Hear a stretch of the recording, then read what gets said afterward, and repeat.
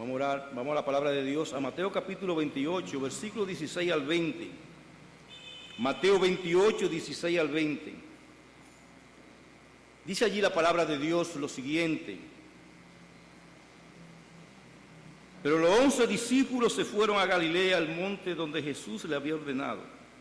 Y cuando le vieron, le adoraron, pero algunos dudaban. Y Jesús se acercó y les habló diciendo: toda potestad me es dada en el cielo y en la tierra. Por tanto, id a ser discípulos a todas las naciones, bautizándolos en el nombre del Padre, del Hijo y del Espíritu Santo, enseñándoles que guarden todas las cosas que os he mandado. Y aquí yo estoy con vosotros todos los días hasta el fin del mundo. Amén. Oremos.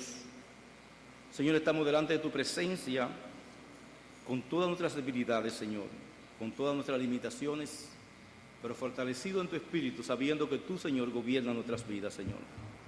Por eso en esta mañana te pedimos que tú vengas a tu siervo y lo fortalezca para que puedas poner tu palabra que purifique sus labios y su corazón.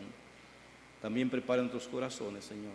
Y aprovechamos este tiempo para orar por aquellas familias que tienen dificultades. Te pedimos por Manolo, por su esposa, para que tú, Señor, tengas misericordia en este momento que ella está pasando.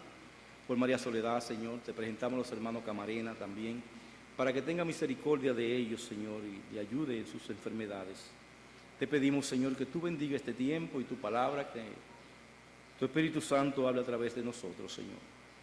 No somos nada, solamente hacemos algo y es por tu gracia. Y estas cosas te las pedimos, Señor, en el nombre de Jesús. Amén. Por ahí hay una canción que dice: qué triste fue decirnos adiós. Yo sé que muchos lo han escuchado, aunque digan que no. Hermano, yo es que las partidas son tristes. Cuando yo llegué me perdonan las lágrimas, Cuando yo llegué a Dallas fue mucha alegría con Laura, pero cuando me despedí de ella,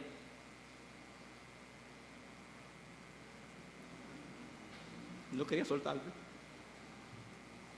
No quería que su papá se fuera. Y me dijo tantas cosas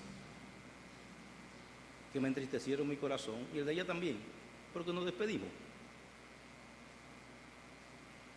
Mi hija, ¿sabe? Nos comunicamos seguido, porque ahora uno se comunica seguido por FaceTime, que sé, todas estas cosas que hay electrónicas, pero no es lo mismo, hermano, una despedida del calor humano, una despedida.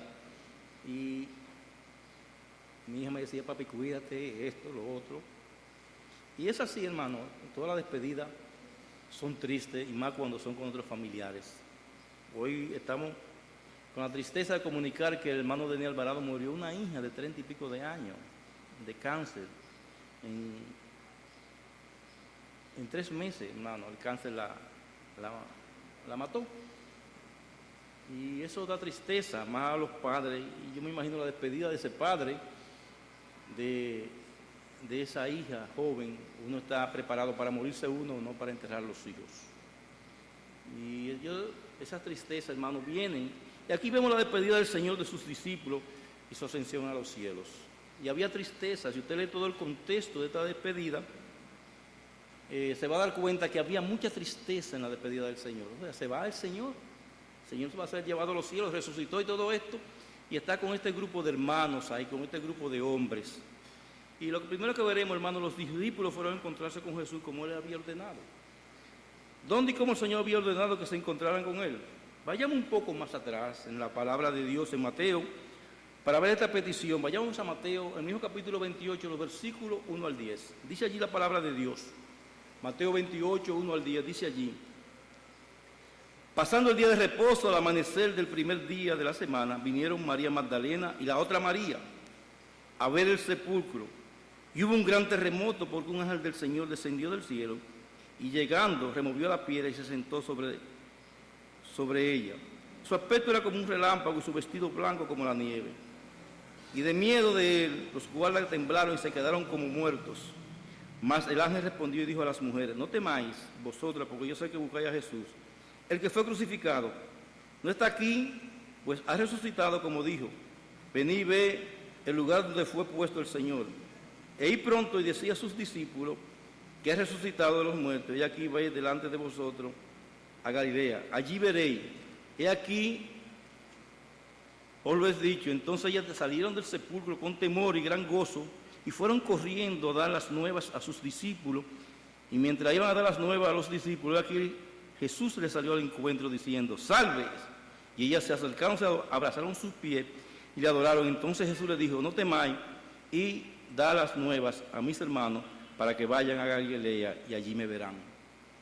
Antes de seguir con este texto, quiero decir que ahí no hay ninguna autoridad para que la mujer sea pastor, porque ahora se han tomado ese texto para decir que las mujeres tienen el mensaje de predicación de la resurrección de Cristo. No, hermano, el Señor le mandó un mandado solamente con esas mujeres a los apóstoles, no es más nada de ahí.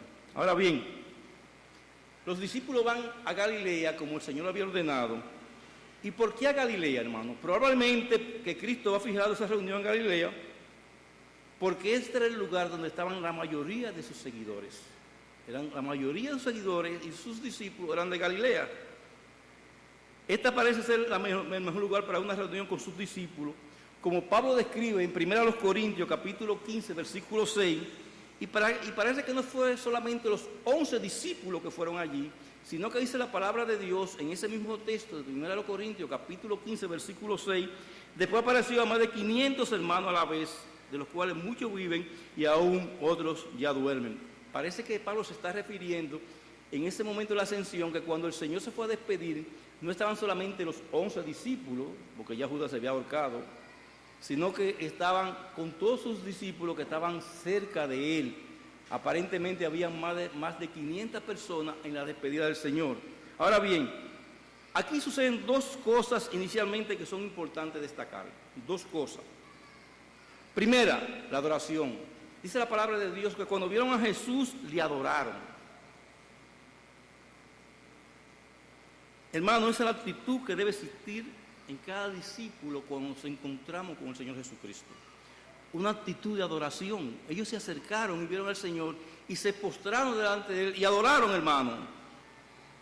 Y es el mismo sentir que debe haber en nosotros al encontrarnos con el Señor, ya sea en nuestros devocionales, ya sea en la iglesia, ya sea donde sea. Cuando encontremos la presencia del Señor, lo primero que tenemos que hacer es adorarle, hermano, postrarnos delante de Él y estar con Él, hermano, en una actitud de adoración. Muchas veces nosotros vamos a nuestros devocionales, oramos en la comida, en todas estas cosas el Señor está presente y nosotros lo hacemos como una rutina. No, hermano, estamos delante de la presencia de Dios.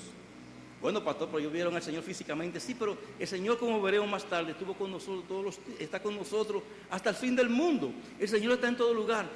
Está en este lugar en este momento, pero está cuando tú sales a caminar por las calles, está en cualquier lugar. Señor, si tú eres una persona que tiene comunión con Él, el Señor va a estar contigo. Nunca te va a abandonar. Y por eso es que debe haber en nuestras vidas siempre una actitud de adoración hacia el Señor. Estos discípulos de que vieron al Señor, igual que las mujeres, cuando vieron al Señor dice que se postraron y adoraron al Señor. O sea, cada vez que tú tengas un encuentro con el Señor, acerca y adórale. Porque el Señor merece toda la adoración nuestra. Él es nuestro Salvador, hermano. Pero hay otra palabra aquí, hay otra cosa que pasó en este momento. Y dice que algunos de los discípulos que estaban con el Señor dudaban. Esa sencilla frase es uno de los innumerables testimonios que tiene la integridad de las Escrituras. Otras personas escribiendo acerca de esto hubiesen obviado ese momento. No vamos a poner eso, no conviene poner eso, no. Las Escrituras son íntegras, hermano. Por eso es bueno estar todo el tiempo cerca de las Escrituras, porque denuncia también los males. Dice que muchos de ellos dudaban. La honestidad transparente de una afirmación como esta demuestra que Mateo no estaba intentando incluir o cubrir ciertos aspectos, aunque parecieran negativos en medio de esa situación. Había una perfección gloriosa en ese momento, pero había también un problema. Dice que algunos de los discípulos que estaban viendo al Señor resucitado estaban dudando. Y aquí vemos, hermanos, que incluso entre los que adoran al Señor pueden haber quienes duden. La debilidad y la vacilación no significa que la fe no sea sincera. No significa eso, o que no haya fe. Vienen dudas muchas veces a nuestras mentes, aún estando en el camino de la fe. Se quedaron perplejos, no precisamente de que fuese o no el Hijo de Dios, sino de si era el mismo que había muerto o era otra persona diferente. Como el caso de Tomás, que Tomás dijo, Señor, el Señor tuvo que decirle a Tomás, mira, mete la mano ahí para que tú veas. Y Tomás era un discípulo fiel que dicen que después murió en la India, lo cortaron en pedazos, un hombre que sirvió al Señor. Pero hay momentos, hermano, que nuestra fe se puede tambalear. Posiblemente estas personas no estaban tan convencidos de la resurrección y querían ver de cerca quién es el Señor. Y aquí se nos enseña algo importante, hermano. Quiero poner atención muchas veces que nosotros queremos ser más perfeccionistas que el Señor Jesucristo. Y es que aún los que adoran al Señor pueden haber muchos con una fe débil. No estoy diciendo que no tengan fe, sino que muchas veces en medio de nosotros hay personas que tienen fe débiles. Quizá algunos de nosotros que creemos que somos los más fuertes hubiésemos reprendido a ese hermano o a esos hermanos porque su fe no confiaba, su fe era muy débil. No, hermano, el Señor no hizo esto. ¿Qué hizo el Señor con los que tenían esa fe débil, hermano? ¿O lo rechazó? No, hermano. Dice el versículo 18 que Jesús se acercó y le habló. El Señor a esas personas que tienen esa fe débil, a todos se le acercó y le habló. El Señor nos ama a todos por igual. No, por eso no podemos menospreciar a nadie porque sea un hermano de 30 o de 40 o de 100 hermanos. No todos van a ser como yo quiero que sean. Todos van a ser como el Espíritu Santo quiere que sean. Muchas veces nosotros queremos perfeccionar a los santos. Quien perfecciona a los santos es Dios a través de su palabra. Le habló familiarmente como habla un amigo con otros amigos. Y en esta conversación le dio una gran comisión, hermano. Aún a los que dudaban, que estaban ahí con una fe débil, a ellos también se les dio la gran comisión. ¿Qué fue? Que fueran ellos por todo el mundo y predicaran el Evangelio. Entonces, hermano, ¿qué pedimos nosotros? Para cada uno de nosotros. Que haya ese sentir como en Cristo el Señor. Él no rechaza a los débiles en la fe. Él se perfecciona en medio de las debilidades.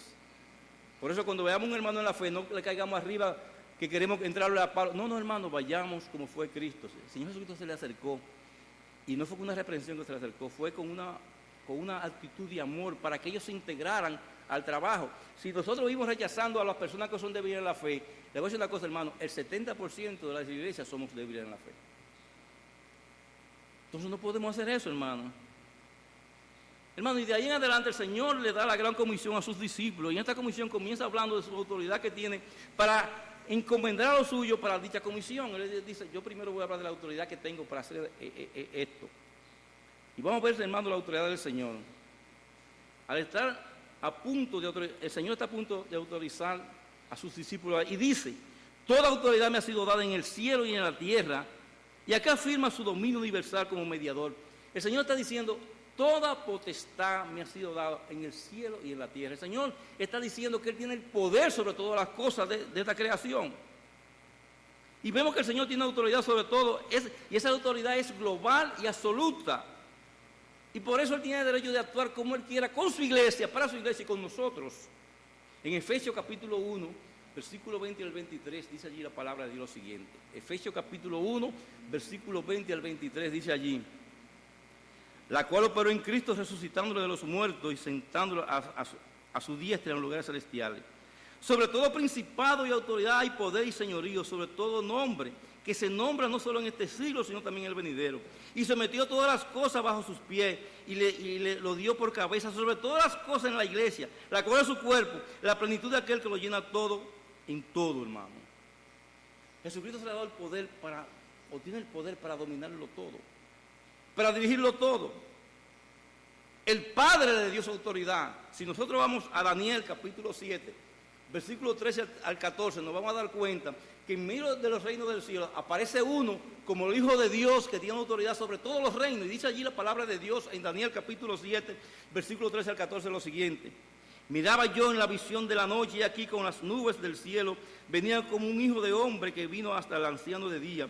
Y le hicieron acercarse delante de él y le fue dado dominio, gloria y reino. Y está hablando del Señor aquí, para que todos los pueblos, naciones y lenguas le sirvieran. Su dominio es dominio eterno, que nunca pasará, y su reino nunca será destruido. Ese es el poder que tiene el Señor. Nadie podrá destruir todas las cosas que le fueron dadas al Señor, y Él tiene poder sobre todo. ¿De dónde tiene la autoridad? Le ha sido dada por aquel que es la fuente de todo ser, y por consiguiente de toda autoridad. En cuanto a Dios es igual al Padre, toda autoridad es original y esencialmente suya. Pero como mediador Jesucristo hombre, le ha sido dado también todo el poder para dirigir nuestras vidas, dirigir el universo, dirigir todas las cosas. Están sustentadas en sus manos. Y le voy a decir una cosa, la están sustentando. Cuando usted ve el caos, el Señor tiene la armonía de todas las cosas. Nada se le escapa al Señor. Y Él tiene autoridad sobre la iglesia. Es la cabeza, y quien le dirige no es el Papa ni ciertos pastores que se creen ciertos papas dentro de la iglesia. Quien dirige la iglesia es el Señor. Cuando me dice, tu iglesia no, es la iglesia de Cristo que nosotros estamos sirviendo en ella. El Señor es que dirige la iglesia. Tiene autoridad sobre la iglesia, no somos nosotros, hermano. Tiene autoridad para frenar a Satanás y a sus huestes de maldad. Tiene autoridad y derecho para dirigir nuestras vidas, hermano. A Él se le ha dado el poder para dirigir nuestras vidas. Por eso debemos dejarnos dirigir por Él, hermano. Es el Señor de todo. Tiene autoridad en el cielo, dominio sobre los ángeles, intercede junto al Padre, intercede no como suplicante, sino como demandante. Padre, quiero que donde yo esté, ellos también estén. También tiene potestad sobre la tierra, prevalece sobre los hombres y les trata como quien tiene autoridad, mediante el ministerio de la reconciliación. Todas las almas son suyas. Y es en todo, y es del todo corazón y toda rodilla donde debemos nosotros doblar delante de Él. Y hay que domina todo, hermano. Y toda lengua debe confesar que Jesucristo es el Señor. Y todos nosotros debemos diariamente confesar que Jesucristo es nuestro Señor y quien dirige nuestras vidas, hermano. No otro. Y Jesús le dice esto para quitar de en medio el escándalo de la cruz. No hay razón de avergonzarse de Cristo crucificado cuando ahora se le ve como el Señor glorificado. Él tiene el poder ahora de hacer todas las cosas conforme a la voluntad del Padre. Siempre tuvo el poder, pero ahora glorificado tiene todo el poder. La absoluta autoridad soberana, señorío sobre todo, es dada a Cristo. En los cielos y en la tierra, dice la palabra de Dios. Es una prueba clara de su deidad, de que Él es Dios. El tiempo de su humillación había finalizado y Dios lo había exaltado sobre todas las cosas. Ya no como Dios hombre, sino como Dios completo, hermano. Por eso dice la palabra de Dios en Filipenses capítulo 2, versículo 9 al 11, lo siguiente. Por lo cual Dios también lo exaltó hasta lo sumo y le dio un nombre que sobre todo nombre. Y usted puede mencionar todos los hombres importantes, hasta el científico que murió los otros días. ¿Cómo que se llama? No recuerdo el nombre de él. Por encima de Él el Señor tiene autoridad, para que en el nombre de Jesús se doble toda rodilla de los que están en el cielo y en la tierra, y aún debajo de la tierra los demonios. Y toda lengua, en todas partes, confiese que Jesucristo es el Señor, para gloria de Dios Padre. Ese es nuestro Dios, hermano. Tiene autoridad. Y con la autoridad que el Señor tiene como Señor de todo y de todas las cosas, le da órdenes específicas a sus discípulos. Y vamos a ver esas órdenes específicas. Vayamos a los versículos 18 hasta el 20a. Dice allí la palabra de Dios. Por tanto, id. Y es un imperativo, hermano, que el Señor, un mandamiento que el Señor está dando. Y hacer discípulos a todas las naciones, bautizándolo en el nombre del Padre y del Hijo y del Espíritu Santo, enseñándolo que guarden todas las cosas que os he mandado. Y ese, por tanto, es decir, con base a su autoridad, los discípulos fueron enviados a ser discípulos a todas las naciones. El alcance aplastante de su comisión es consumado con su limitada autoridad. Hermano, para nosotros ya ser discípulos, tenemos la autoridad del Señor Jesucristo. Estamos por encima de todas autoridades. Estuve leyendo que en Kazajistán ahora quieren limitar a la iglesia para que no predique el Evangelio. Antes se le permitía, ahora no se predica. Y un grupo de pastores dijeron, vamos a predicar la palabra de Dios por encima de todas las cosas. ¿Por qué? Porque tenemos el poder dado por Cristo para predicar por encima de todos los reinos y gobernantes. No podemos quedarnos callados, hermano.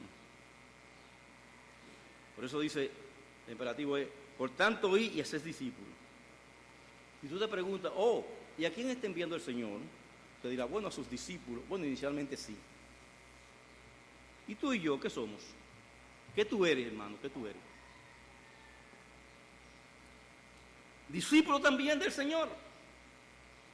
Jesús quiere, hermano, que tú y yo como discípulos salgamos, tenemos que salir de las comodidades de las cuatro paredes de esta iglesia y hacer discípulos de la manera que sea para traer a la persona a los pies de Cristo. Dios nos dio esa orden, a ti, no solamente a los apóstoles y a los que estaban ahí y a los que dudaban, sino a todos nosotros. Y a ser discípulos. Salir de tu casa, dejar las comodidades, inclusive sacrificar algunas cosas que creemos que son buenas. Tenemos que desafiar a la gente para que vengan. Tenemos que convertirnos en misioneros en nuestras comunidades, en nuestras escuelas, en nuestro trabajo. Spurgeon decía, cada cristiano es un misionero o un impostor. Tú tienes a quien predicar la palabra de Dios. Tú tienes a quien hacer discípulo. Y te estás olvidando de eso, que si aquí, que es aquella iglesia y lo otro. Olvídate de aquella iglesia. Trabaja en la iglesia que Dios te puso a trabajar. Y hacer discípulos desde aquí. Y sembrar la palabra de Dios. Tenemos la autoridad del Señor Jesucristo. Alguien me dijo, esa iglesita que usted tiene en Los Minas. No, esa iglesia que el Señor tiene en Los Minas. Para el Señor no hay diferencia de número y esta cosa.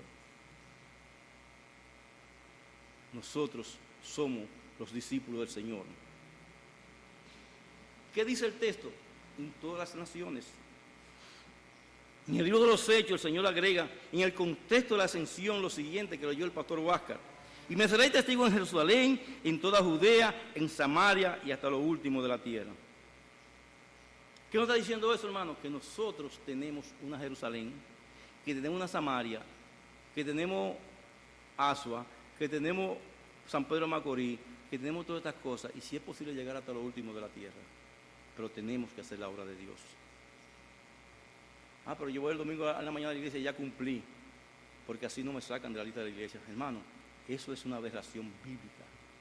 No, yo tengo que estar involucrado en mi iglesia, en mi trabajo, hacer las cosas y buscar las facilidades para ser discípulo. Cuando hacer el operativo médico, voy para estar ahí porque hay personas que van ahí que no conocen a Cristo y yo tengo que predicar la palabra. Me lo facilitan para que haga el trabajo. Incluso, hermano, estamos haciendo discípulos entre pastores que quieren que los discipulen. Es una gracia que Dios nos ha dado a nosotros, hermano. No dejemos que la iglesia se olvide que su gran misión es hacer discípulos. No ser evangélico, no el evangelio que está por ahí. Ven a Cristo que te va a dar el mal. No, hermano, no venga a Cristo, no venga a Cristo, señora, por esto, joven, por esto, porque Dios te va a dar cosas. No, ven a Cristo porque va a vivir una vida de sacrificio, sirviéndole a Él, haciendo discípulos, trabajando y sacrificándote por Él. Ven a Cristo por eso. Y deja tu revelación y tu disparate, no, ve a la palabra de Dios y trabaja con la palabra de Dios y mira lo que Dios quiere decirte a través de ella y vive a través de ella y explica esa palabra de Dios y haz discípulo con esta palabra. Tenemos el poder y la autoridad para hacerlo. ¿Quién nos lo dio? El Señor Jesucristo. Y dice, y bautizándolo. Esas son las instrucciones que le dio para llevar a cabo la comisión. Deben hacer discípulos admitiéndolo a la ordenanza del bautismo. El bautismo es la puerta de entrada a la iglesia local.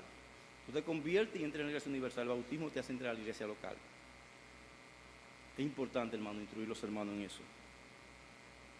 Este bautismo debe administrarse en el nombre del Padre, del Hijo y del Espíritu Santo, dice el Señor. Es decir, por autoridad de la persona divina. Pues solo con la autoridad recibida del cielo puede proclamar públicamente que alguien es ciudadano del cielo.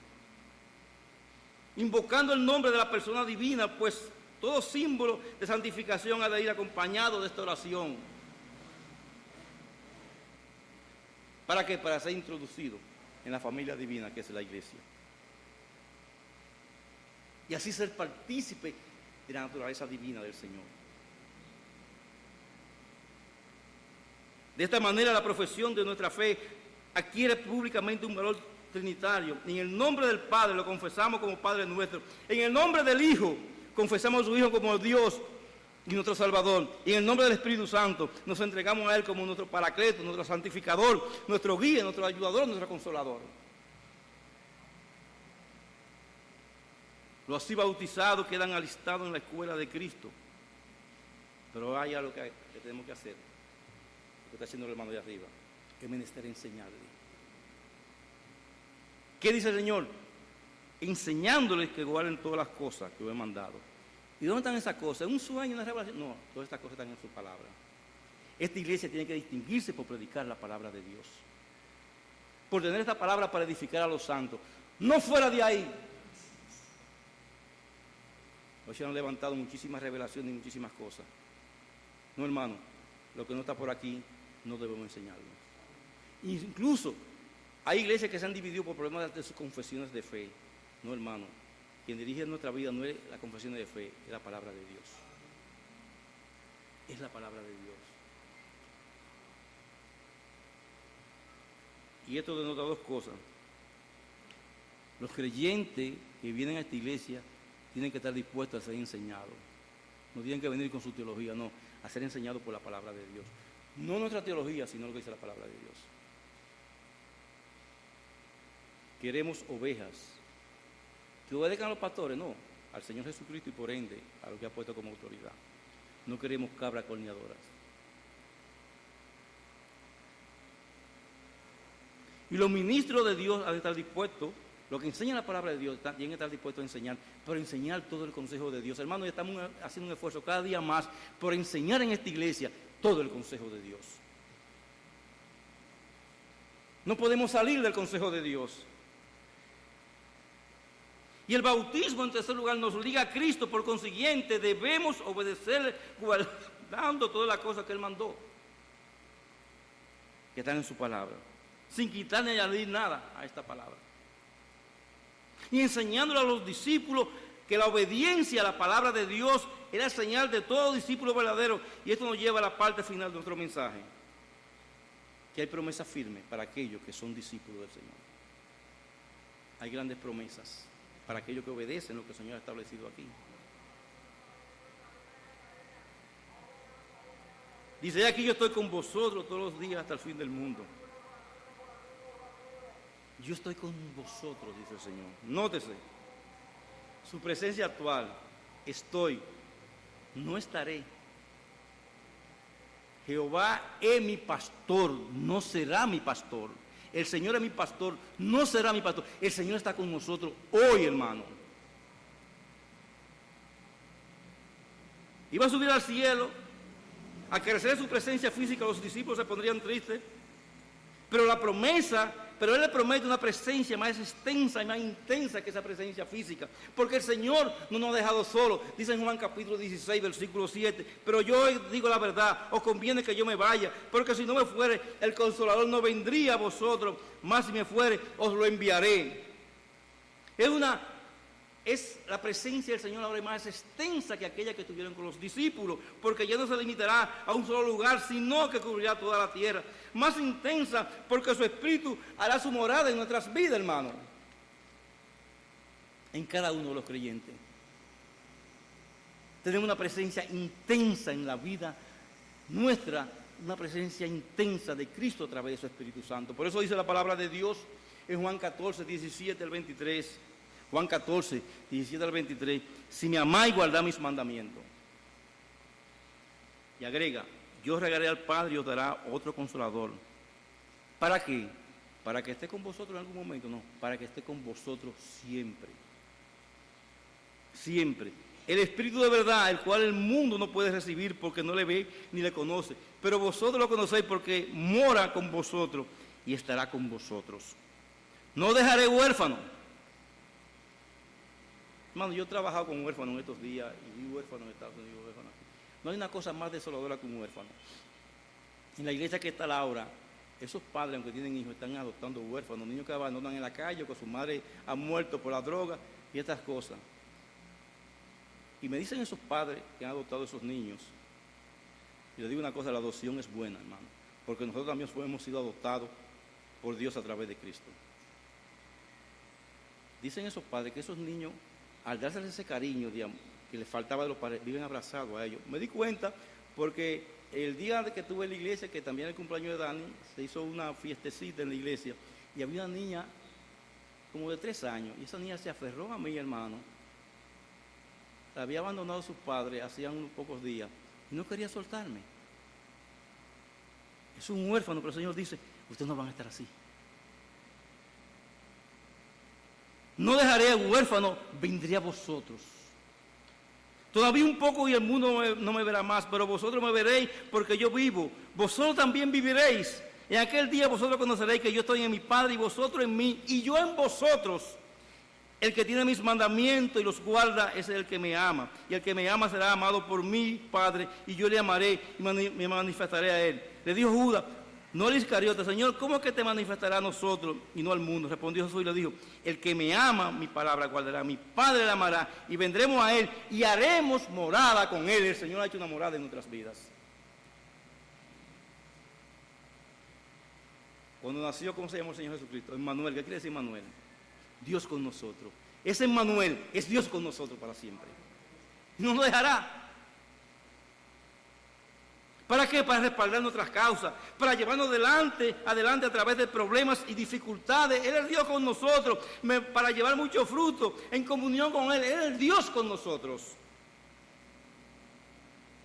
Pero también nos habla este texto de la continuidad de su presencia. No es Dios con nosotros a veces, no siempre. Todos los días, cada día sin falta, el domingo y durante el resto de la semana, en días de prosperidad y en días de adversidad, en días de invierno y en días de primavera. El Dios de Israel, que es nuestro Dios, es un Dios que se encubre pero no se ausenta. A veces está en la oscuridad, pero nunca a distancia, siempre estará con nosotros el Señor. ¿Hasta cuándo? Esa presencia continuará con nosotros hasta que estemos en esta tierra. Y después, hermano, por toda la eternidad. Oh, gloria a Dios. Por toda la eternidad, hermano. Dios estará con nosotros. Dios estará contigo. Literalmente hasta la consumación de los siglos. ¿Cuánto consuelo hay en esta palabra, hermano? Dios, Emmanuel, está con nosotros, está contigo. Y eso nos lleva, hermano, que tenemos que glorificar a Dios todos los días de nuestras vidas. En medio de las dificultades, aunque tú no lo veas, en medio de la oscuridad, Dios está con nosotros. Por eso en Hebreos 13:5 se nos recuerda la gran promesa de Dios: de ningún modo te desampararé ni te dejaré. Y eso también se lo dijo Josué en el capítulo 1, versículo 5. Nunca me apartaré de ti. Y es una palabra de ánimo para los predicadores del Evangelio, como lo es para todos los que han puesto su confianza en Él. Joven, si no te has entregado a Cristo, búscale, porque Él va a estar contigo por siempre. Finalmente, dos grandes despedidas de Cristo a su iglesia. Y en ambas hay palabras de aliento. La primera la tenemos aquí. Estoy con vosotros todos los días. Os dejaré, pero me quedo. Parece. Yo me voy, pero me quedo. Me quedo más presencial en su vida. Hermano, por eso debemos glorificar a Dios. Él está con nosotros.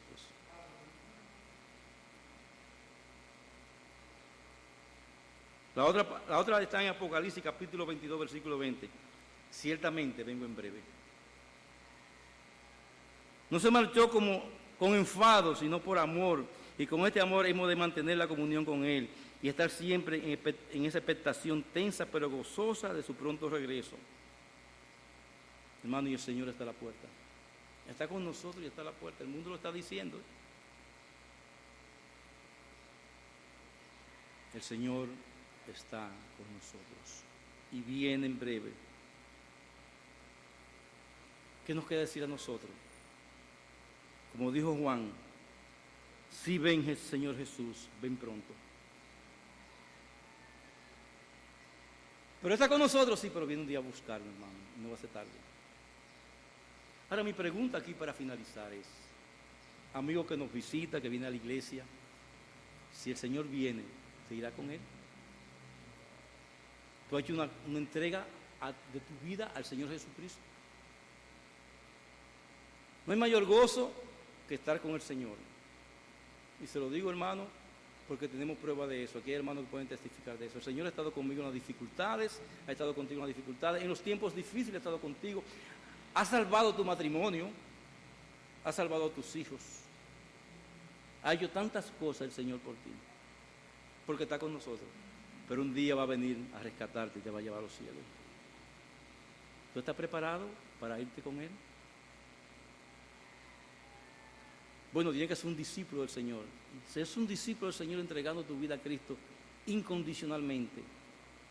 Que la única condición que haya para eso sea la que pone el Señor Jesús. Arrepentirnos de nuestros pecados y venir a sus pies. Hoy es el día de la salvación. Hoy es el día donde tú puedes ser un discípulo. Hoy es el día donde la presencia del Señor puede estar completamente contigo. Tú estás gozando con nosotros aquí de los cánticos, pero el Señor puede, quiere y lo ha hecho, porque te ha traído a la iglesia, quiere transformar tu vida. Hoy es el día de la salvación y ser un discípulo del Señor. Y entonces tener la esperanza que un día cara a cara los veremos y cantar como el himno, cara a cara yo le puedo ver. Que sea así para ti también. Vamos a orar. Te alabamos, oh Dios, y te bendecimos, Señor, y te damos gracias por tus misericordias. Te damos gracias porque estas misericordias son nuevas cada mañana, Señor. Te pedimos, oh Dios, que tú obres en aquellos corazones que hemos estado como estos discípulos, que nuestra fe quizás es débil. Fortalécenos en la fe, Señor. Y aquellos que no tienen la fe, Señor, dale la fe para salvación. Bendice a tu iglesia, Señor, y ayúdanos a convertirnos, Señor, en discípulos y discipuladores tuyos. Oh Dios, te lo pedimos en el nombre de Jesús. Amén.